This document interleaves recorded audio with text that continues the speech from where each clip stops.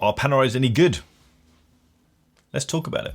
In 1860, a chap called Giovanni Panerai opened a watch shop in Florence, Italy to sell and repair watches.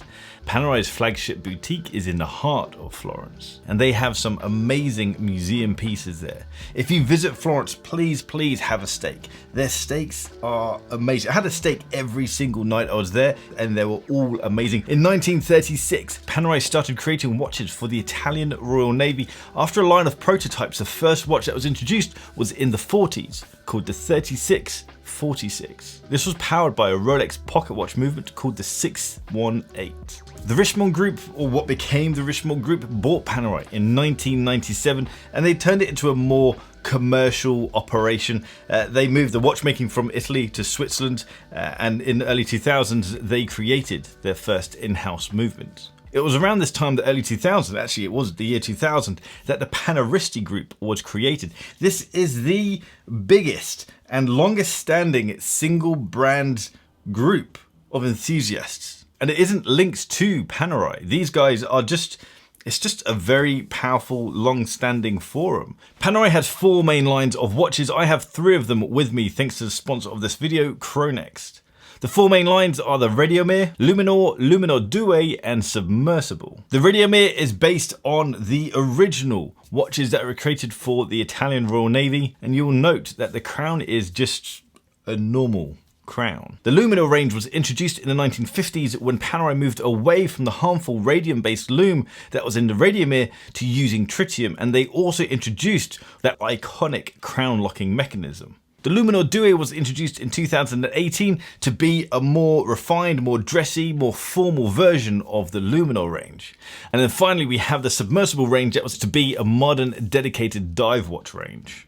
Now, although there's been a fair bit of innovation from Panerai with regards to lume, water resistance, and the use of different materials, these guys were the first to use bronze, which has now become a massive craze. There hasn't been all that much innovation when it comes to design. Now, some people could see that as a one-trick pony, but that's also quite a big strength for Panerai.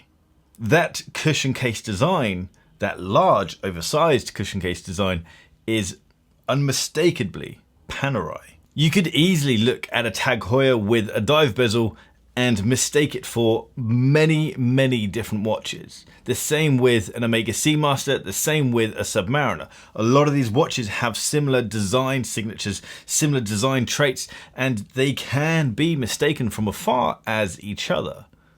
That's not the case when it comes to the case of Panerai.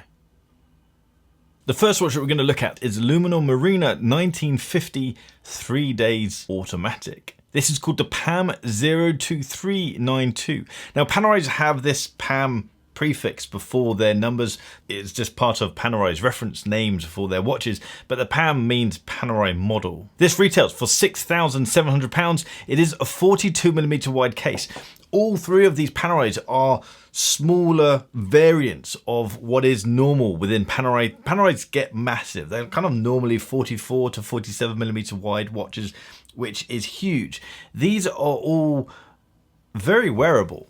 They're still chunky watches, they're still large watches, but they're all actually very wearable. The movement inside it is an in-house caliber P9010. This is automatic, has 31 joules, and has 72 hours of power reserve. That's 3 days of power reserve.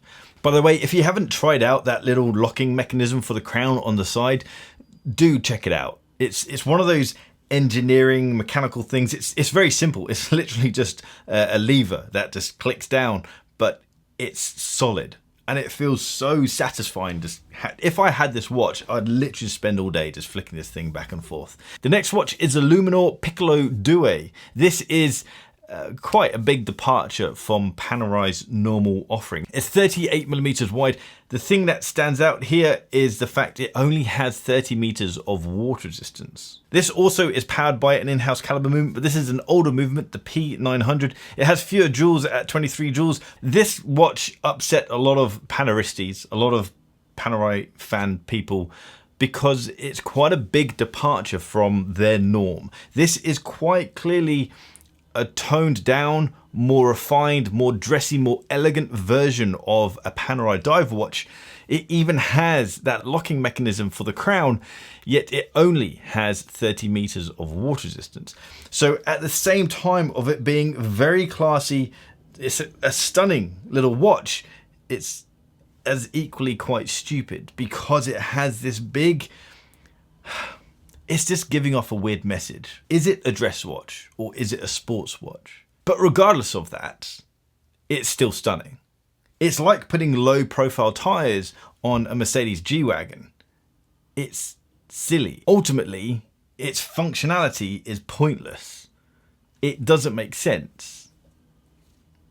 Still looks good though. I can see why it upset the community when it came out because it is a departure from the very tall, very purposeful original Panerais, but it is good looking and it does what Panerai wanted it to do. It still offers the very obvious Panerai signature look, but just in a more elegant package. Next up is this beast. This is the Submersible 42mm. You can get various sizes of the Submersible, but this at 42mm is incredibly wearable. It is really quite brilliant. This is 42mm wide and it has an impressive 300 meters of water resistance. I guess it only feels impressive because the previous was so weak at 30 meters. 300 isn't groundbreaking, but it then suddenly puts this watch back into the realm of being a proper dive watch, especially with it being on a rubber strap. Although I'd probably change that for something else. This has exactly the same movement as in the previous one, the Piccolo Due. But what I love about this is just the beastliness of it. Everything about this just feels purposeful. I don't know how useful it would actually be as a dive watch, but coming back to the idea of is something a dress watch or a tool watch, this is quite clearly a tool watch. This is being designed to be beastly. And it wears in that fashion as well, just like the Pelagos, just like the Sea Dweller. They are chunky watches, they are oversized watches. This is the same, and it surprisingly wears really very well. The wearability comes down to two things. One, the lug to lug measurement isn't crazy. It's around 51, 52 millimeters. But also the way the case is designed, it actually wraps around your wrist. The chunky lugs bend downwards from the case, but also the overall shape of the case. It all just angles downwards. So although the measurements themselves are large, the way the case has been designed is very clever and it just makes it a very wearable watch. Out of the three here, this would probably be the one that I'd go for. The most traditional out of these three, I'd say, is the Luminor Marina. That one just screams traditional Panerai. But the most interesting one to look at is actually Piccolo Due. The dial on this thing is absolutely gorgeous. The sandwich dial is an amazing thing to look at as well. I love the depth that you get with this style of dial, and it actually has a purpose. This was one of the requirements when Panerai was working with the Italian Royal Navy. They needed the loom that they were using back then. It was the radium based loom. They needed that to be more stable and be more legible, and having the deep cuts in the dial allowed for that loom to shine through in a greater mass rather than trying to paint this paste onto a flat surface. They actually had this crevice to kind of build it up into. So not only does it look cool, it actually has a purpose, although I don't know how much of a purpose it serves now. I want to touch briefly on something, and I think that I will cover this in another video because I think it's quite an important point. But I feel the whole area around value retention it's a bit of a misconception. I feel people focus on the wrong side of value retention. One of the great things about Panerai's not holding their value is the fact that you can save money on them.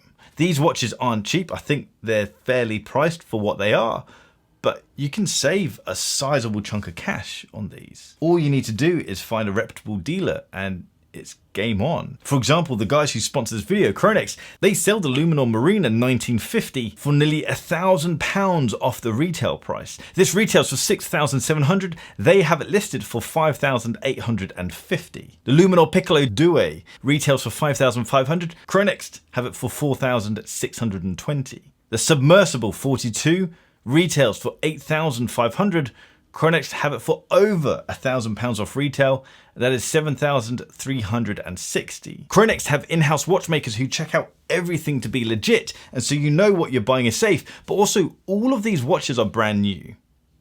And so you are just straight up saving money on a brand new watch. And to make things even better, use discount code barkandjack when you check out. Make it all one word, make it all capitals, and you'll automatically save yourself some money when you spend over £5,000 or 5,000 euros. Panerai's brand and their product is nowhere near as powerful compared to that of Breitling or Rolex or Omega, but they are most certainly memorable. Much more memorable than those other brands. Panerai certainly stand out on their own because of that massive cushion case, because of their design, because of that locking mechanism for the crown. That is all unmistakably Panerai, and that's really quite a powerful thing. Whenever I do a Q&A, I always get asked the question, will Panerai be making a comeback? I don't know of a time when, I haven't been around for when a time that Panerai were the hot thing in the same way as a Submariner or a Daytona or a Speedmaster is the hot thing. And I don't think Panerai will ever have that moment of being the hot watch. They have too many things against them. In the same way that I don't ever think Grand Seiko is going to be the go-to brand. They are too different. The design signature that Panerai have isn't mass market, but that doesn't mean that buying a Panerai is a bad choice. It makes buying a Panerai, I think, a more fun choice. Now that I've had this on the wrist, I feel like I get it now, or at least I'm starting to see why people are so passionate about Panerai. They're cool, they're interesting, they're classy. This is a classy design of watch. I also happen to think that based on the price of this thing, based on the build quality, and the fact it has an in-house movement, I actually think, one, these are underrated, and two, I think that you get a lot of watch for your money. Under £6,000 for that package from a brand of rich heritage with a military unit creating proper tool products that have now been turned into commercial products. I think all of that package is amazing for this level of money. I know the current pricing is a sticky one for people who are into Panerais, Paneristes. I know that Panerais have gone through a price increase as they've transitioned from using ETA off-the-shelf movements to then creating their own movement. All watch brands have done that. As someone who's come in from this point of having got hands-on with a lot of watches and coming in from this point fresh, seeing these products with in-house movements, I think the price is really very fair on these things, especially as you can get them below the retail price. What do you guys think? What do you think of the design? Would you buy one? I think that is the end question. This product, this design at this price point. If you like this video, hit that thumbs up button. If you like the style of this video, hit the subscribe button down there and that little bell icon to get notifications when I drop a new video. If you're interested in watch straps, watch accessories, or watch blog, jump over to barkandjack.com. If you're on Instagram, give me a follow at barkandjack and jump over to Chronex and have a browse of what they've got. Not just Panerai, they have Rolex, Omega, Patek, literally everything. And as always, drop me a comment down there and let me know what you'd like me to get hands on with next. I'll see you guys next time. Take care.